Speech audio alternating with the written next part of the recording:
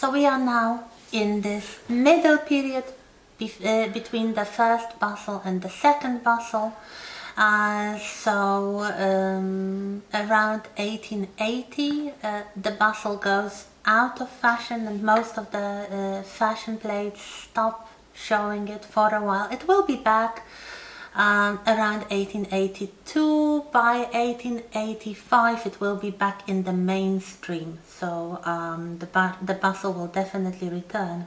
But for a while we have this natural form dress, although some specimens still prove that the bustle styles were worn. Probably not all women had the means or the need to exchange their garderobe when the bustle went out of fashion, but the young and the rich and more let's say interested in fashion followed this. Here we have two images, one portrait and then a photograph of Lily Langtry, one of those professional beauties I mentioned. So a beautiful actress here posing for a portrait, and then a photograph. This is really the beginning of photography, and here we have Lily Langtry in one of her roles. What is interesting, in the 19th century in the theatre, very often the costumes were influential for the fashion. So if the play was set in the 18th century, you might still have a variation in the costumes between what really would be worn in the 18th century and what would be fashionable now. So very often the popular shows, the popular celebrities influenced fashion as well. If we look at the plates from this period, so around 1879 to 1881 or 2, they are really at the narrowest.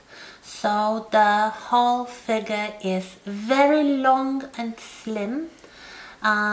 It's again column shaped, with the dress fitted closely to the body, but unlike in the early 19th century neoclassicism, here we do not have the elevated waistline. On the contrary, the bodice is still very long and it's very tightly corseted. So this is the moment when tight lacing really becomes popular, and many women who want to look fashionable use tight lacing, or at least tighter clothes than in the crinoline period. We have some drapery over the hips, usually below the hips, as you could observe here. We sometimes have kind of puffs on the hips. They are sometimes called panier puffs. If you remember panier dresses from the 18th century, they had this kind of protrusion at the level of the hips. Here it's just the kind of drapery on an otherwise very narrow skirt. We have a lot of pleating in the decoration of skirts. It really becomes the standard way to decorate skirts for daytime. This is the period when some of the fashions we already mentioned become popular. For example, the tailor-made costume during the day. So a woolen fabric costume consisting of a skirt and a matching bodice or jacket made by a ladies' tailor. This really becomes popular. This is connected with the concept of the so-called new woman, so what you might now call a proto-feminist. So young, wealthy women who had access to education, who had some professional ambitions, who wanted more social equality, who were more mobile during the day, more urban in their lifestyle, who practiced sports and enjoyed a broader social life than just being relegated to the family circle and looking for a husband. So this will really be visible in the Belle Epoque, the tailor-made costume, but it starts in the tournure period. Another thing which will be more visible in the Belle Epoque, but it starts now, is the tea gown. This form of very decorative and comfortable undress to be worn in the morning and sometimes worn by the hostess serving tea for guests during the social calls. This really shows the change in the mentality of people.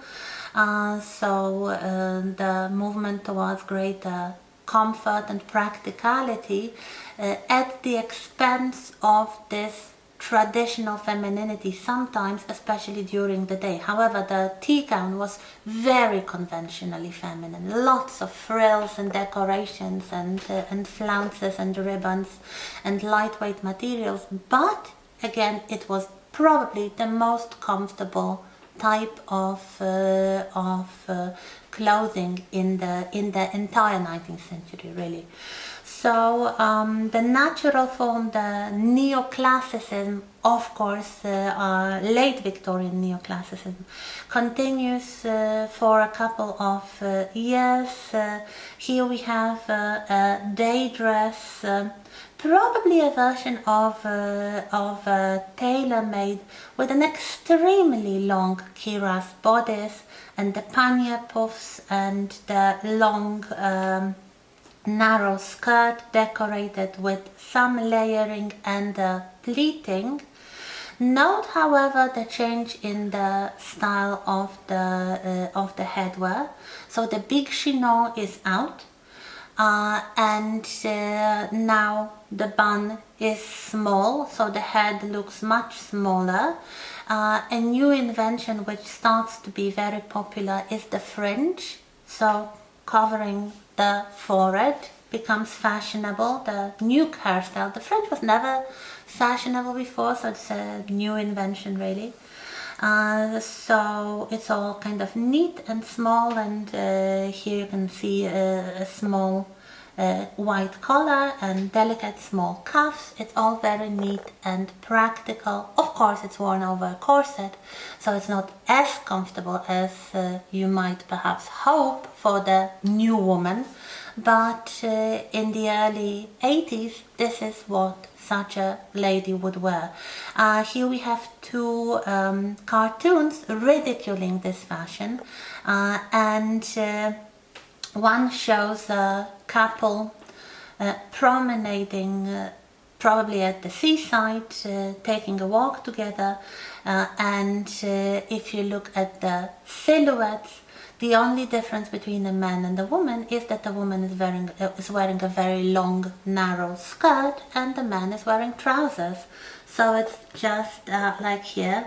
And the gentlemen have two legs to their trousers, the ladies only one.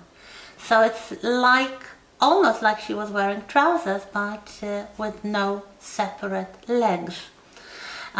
This is, of course, the point that this fashion was not feminine enough, because it didn't really show the full skirts that were so popular in the traditional views of femininity. If you look at the hats here, they both were very sensible, masculine-looking hats. We'll talk about hats in a little moment, because we have new hats here as well. Then the second cartoon shows a fashionably dressed woman at a ball talking to an officer, and apparently she dropped a handkerchief and would like the officer to help her by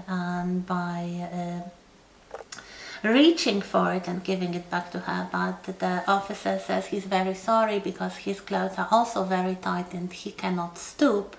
So this shows you something I already mentioned, and I will return to when we finish with the female styles. That is that male and female fashions followed the same principles. So when in the late 70s and around 1880 we have this fashion for the late Victorian neoclassicism, the clothes are very tight for both sexes.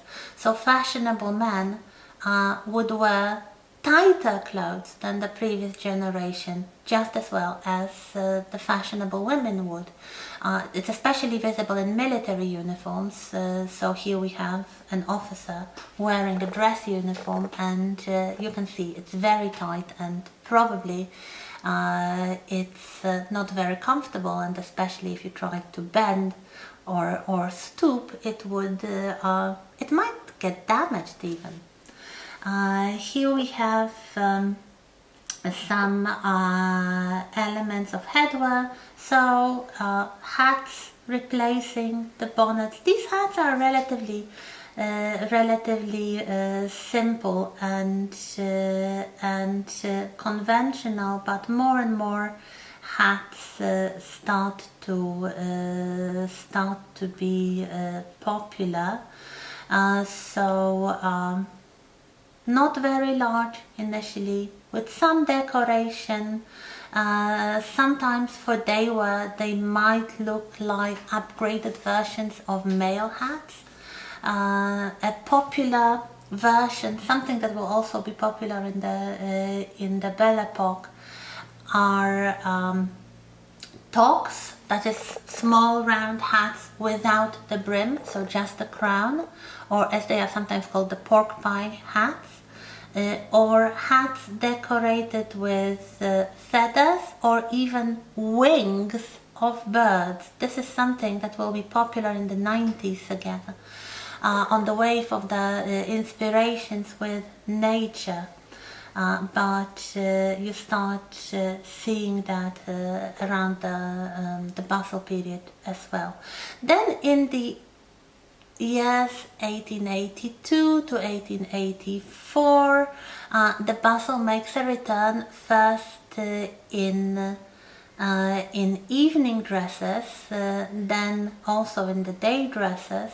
And here you can see two evening dresses from this period, both with trains, but the trains are kind of integrated into the back of the skirt, and are, at least in one color, in one case it's in contrasting color.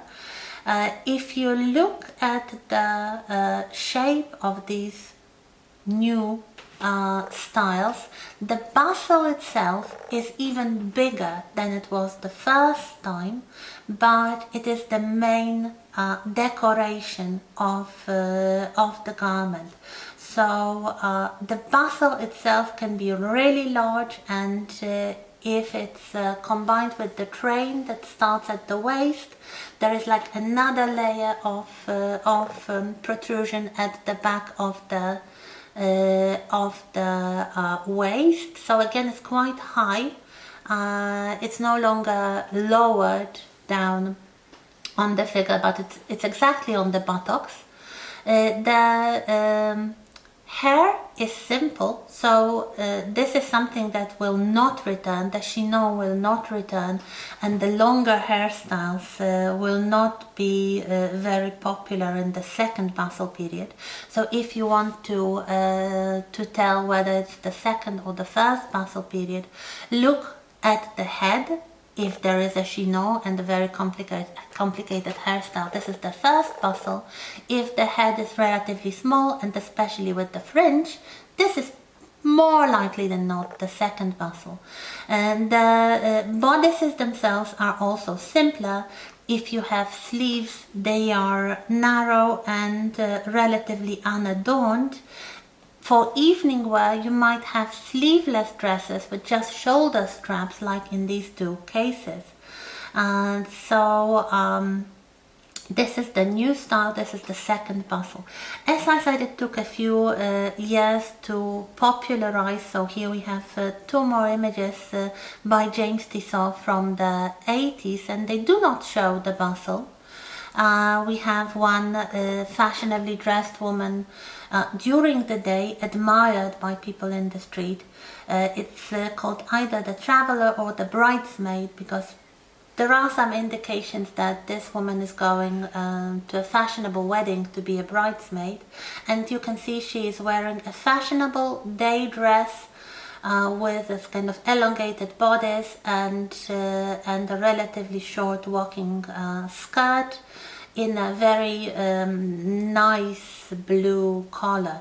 The other one is called The Political Lady, and it shows a woman accompanying some older gentleman, probably a husband, at a ball, so it's clearly an evening attire. No bustle this time, but the main attraction here is this enormous train with lots of small flounces and a huge fan made of feathers. The big fans are really fashionable for a while around this period. Here we have a two-part cartoon from Punch ridiculing the old days and the modern days. So in the old days, in the crinoline era, here we have a society assembled probably at the theatre, so gentlemen and ladies dressed up and sitting for some performance, and the gentleman cannot really sit comfortably because of all those ladies wearing crinolines in his vicinity. Nowadays, the present, the early 80s, we have the natural form, so the man can sit really comfortably. He is what we might call now manspreading, but the fans are in his way, and here we have the great popularity of big fans. In this image they look quite oriental, and there was a great fashion for all things Japanese around this period, but just as well this huge fan from Tissot's Political Lady might be of use here. So whatever the case, there will be something exaggerated, there will be something extreme, something extravagant. Now we move to the last phase, the second bustle and the decline of the bustle. So by, let's say, 1885, the bustle is back in fashion for day and evening, but as you can see, it is simplified. The bodice is simpler, the head and hair is simpler, the sleeves are definitely simpler. It's just the skirt and the big bustle that are pronounced. Here we have some fashion plates showing day dresses. So you can see the bodice. The bodice is not as long, however it is pointed in the front. We have this great emphasis on the back at the level of the buttocks, with this very pronounced back side supported by the bustle. But the sleeves are simple, the hairstyle is simple, the hat is again quite modern, so it's a hat and not a bonnet to begin with. The skirt itself is relatively flat in the front, with less layering and less decoration than before. But the bustle itself is huge. If we look at some more fashion plates from the mid-80s, sometimes it's like a shelf at the back of the body, and especially in colder season with the outer garments following this shape, all kinds of mantles and overcoats. There was a very popular type called a dolman, which was a kind of crossbreed between a mantle and and the pelerine. So the upper part was tailored, the lower part was loose, so it wouldn't crush the bustle. There are some stories circulating about this fashion, and of course the funny story about foreigners, especially from distant lands, reacting to these fashions. I once read a story about the wife to the ambassador in Turkey, the Ottoman Empire. So the Sultan invited the ambassadors to a ball, and there were women present, the foreign ladies wearing fashionable clothes, and the Sultan's wives wearing probably the versions of Turkish clothes adopted for the Western taste. And those Turkish ladies saw the bustle dress for the first time, and then they were trying to inquire discreetly whether the lady was really that badly deformed that her back was like completely crooked. I remember seeing a kind of funny image, or was it a kind of sculpture, a figurine with a woman looking like a centaur. So she had like horse's bottom with 4 legs, and only from the waist upwards it was a human form. So yes, this probably would fit somebody with the lower part of the body borrowed from a horse and including 4 legs. But if we look at the fashion plates, they are simpler. They are really simpler. We don't have any decoration on the sleeves. The bodices are tight and narrow and not too decorative. We have just the shape of the skirt being the focus of the fashion.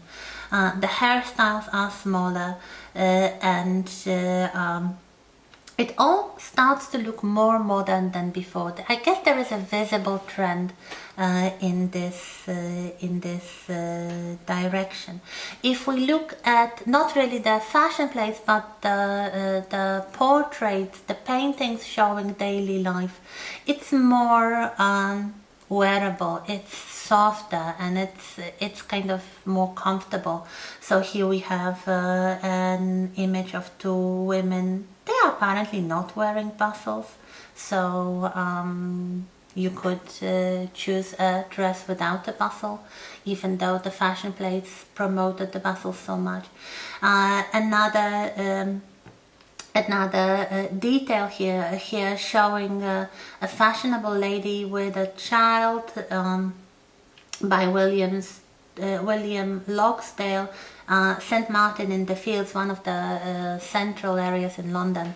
So here we have this woman wearing a nice red coat lined with decorated with fur, probably for cold season, with a muff, with a nice smart looking hat.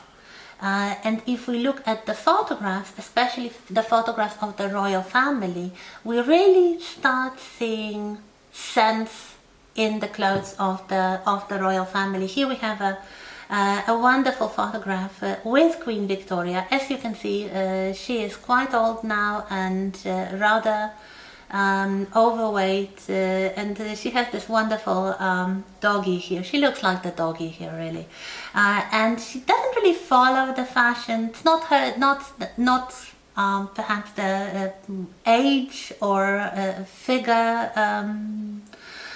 to enjoy the extremities of fashion. But if you look at the hat that she's wearing, it is a fairly fashionable hat.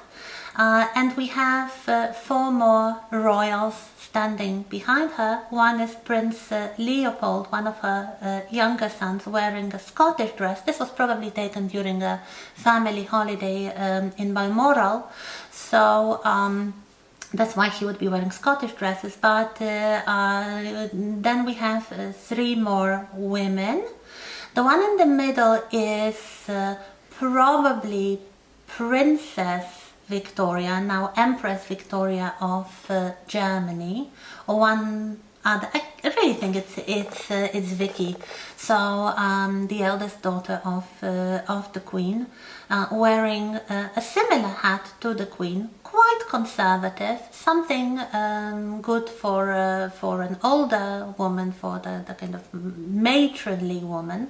But if you look at those two younger princesses who are Victoria's granddaughters, probably from the family of the Prince of Wales, they are wearing modern clothes, and especially the hats are very small and sensible and almost masculine.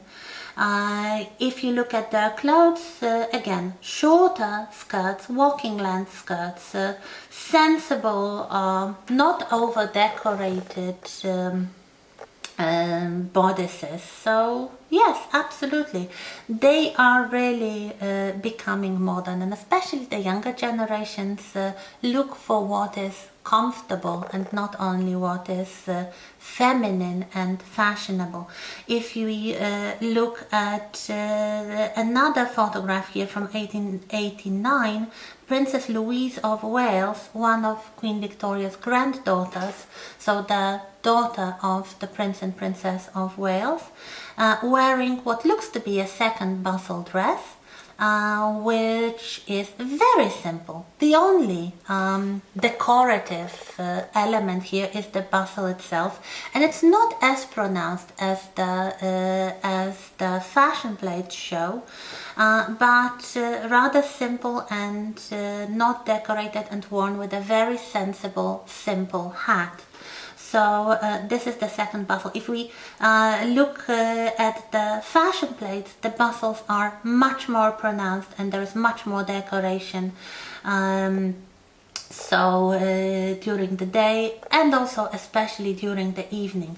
Then at the turn of the 90s, so 1889, 1990 to 92 probably, we have the decline of the bustle. The bustle goes away.